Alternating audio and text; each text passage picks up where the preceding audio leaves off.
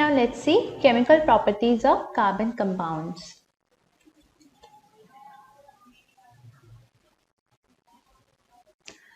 So let us understand this with the help of an activity.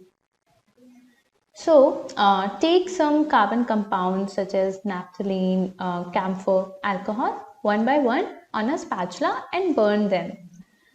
So now observe the nature of the flame. Our observation will be something like the saturated hydrocarbons, they'll give a clean flame, while the unsaturated hydrocarbons will give a yellow flame like this and with a lots of black smoke. So this is this gives a sooty deposit over it. So this is this is a complete combustion, whereas the unsaturated hydrocarbons they do not undergo complete combustion, so they undergo incomplete combustion. Therefore the flame is yellow with a black sooty deposit. Now here we have another activity. So now we have limited the air supply to the previous carbon compounds that we were using. So it resulted in that the saturated hydrocarbons, now they are giving a sooty flame, whereas in the previous activity they were giving a clear and a clear flame, whereas now they are giving a sooty flame. So we have closed the air hole and therefore the shortage of air is there. So it has become yellow and the sooty flame is being shown by these saturated hydrocarbons now.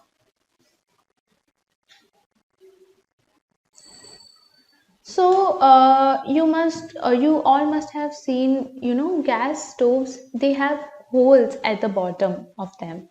So why do they have these holes at the bottom? So gas stoves, they have inlets to allow air supply. As we saw that when we are blocking the air hole and the air is getting limited, there is limited amount of air and we are limiting the air, so it is giving a sooty flame. So to prevent that formation of soot, we have inlets to allow proper air supply as needed by the hydrocarbons. And if your cooking vessel, it is becoming blackened, it means that the air supply, it is getting blocked and the fuel is getting wasted. Now let us have a look at did you know fact. A flame is only produced when gaseous substances burn, but gaseous like CNG, LPG, it is a liquefied form, but okay. When wood or charcoal is ignited, the volatile substances present, it forms vapors and burn with a flame in the beginning. As you can see, burning coal, it glows, but it has no flame. So the flame is only produced when gaseous substances are burnt. Another did you know fact. So coal is the remains of trees, ferns and other plants that lived millions of years ago. So they were crushed into the earth by earthquakes and volcanic eruptions and were pressed down by layers of earth and rock. So that is why they slowly decayed into the coal. So this is a very it took like millions of years to form this coal and all. So this is a very lengthy procedure. And even the formation of petrol and gas, they are remains of millions of tiny plants and animals that lived in the sea. So when bacteria it attacked the tiny plants and animals, it and turned them into oils and gases under the high pressure they were subjected to. So even the formation of petrol and oil and gas, they are almost similar as that of coal. Now, types of reactions. There are basically three types of reactions mainly, and oxidation can be further classified into combustion and incomplete oxidation, whereas there is this addition and substitution. Now, oxidation. Combustion. In the combustion reaction, carbon dioxide and heat is released, whereas incomplete oxidation, it changes one functional group to another. So substances that are capable of adding oxygen to other substances, they are called as oxidizing agents. We saw some reducing and oxidizing agents in the previous chapter also. Alkaline potassium permanganate, that is KMNO4, or acidified potassium dichromate, that is K2Cr2O7. You have to remember the formula of these two oxidizing agents. It is important from exam perspective. They oxidizes alcohol to acids. So here we are given with ethanol, and as you can see, after being subjected to some oxidizing agents, it has turned into ethanoic acid.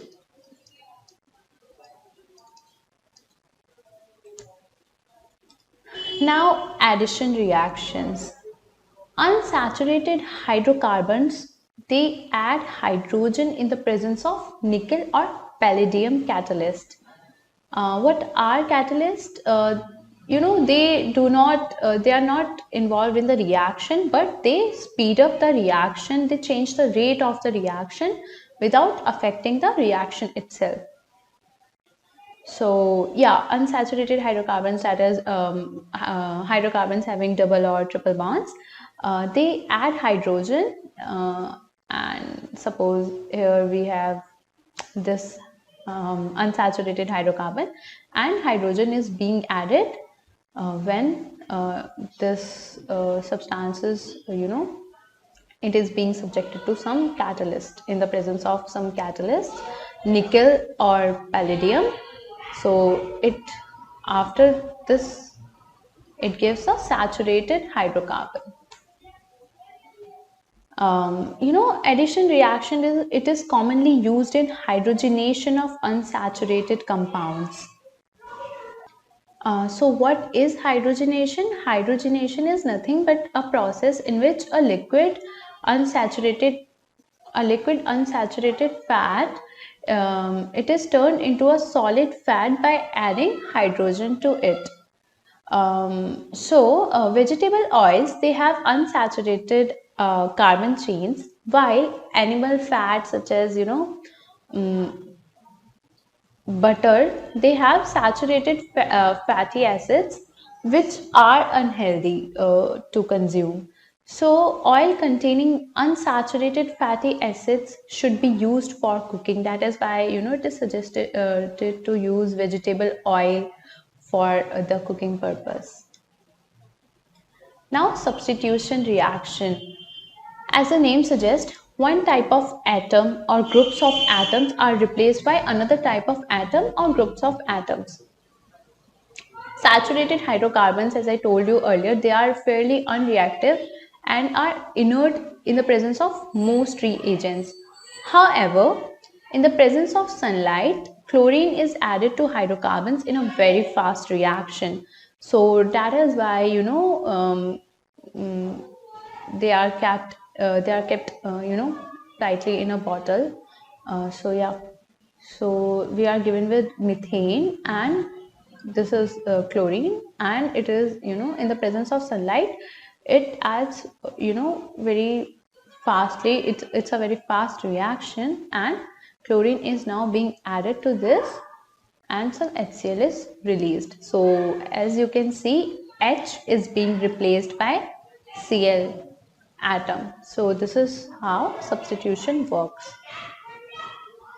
Now question time. Why is the conversion of ethanol to ethanoic acid an oxidation reaction? We saw in the incomplete oxidation topic. So what does it mean?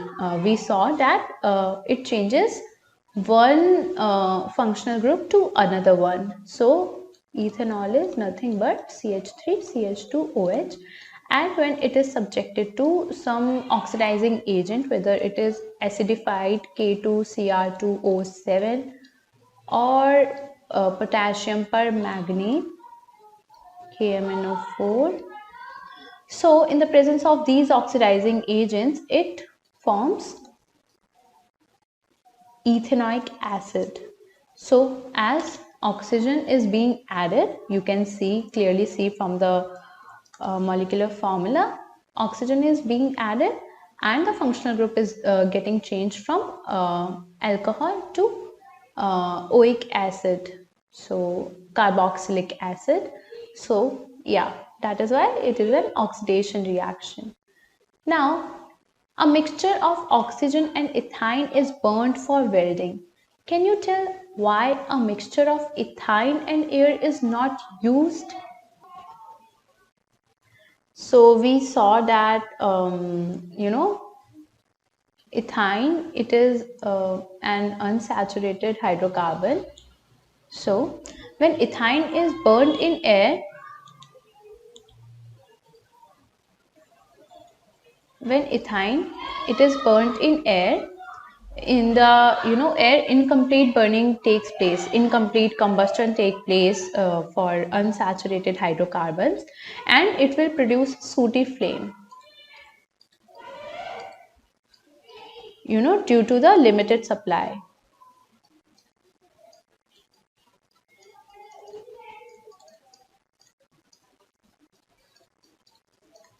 So now if ethine, it is burnt in oxygen, ethine and some oxygen is added to it, it will produce a clean flame, and some heat is also released. It would be of approx 3000 degrees Celsius. Due to the complete combustion of ethine, so here complete combustion of ethine is happening. So hence this oxyacetylene flame, it is used for welding, because in the presence of air, it would not be possible to attain such a high temperature. This is why mixture of ethine and air is not used for welding.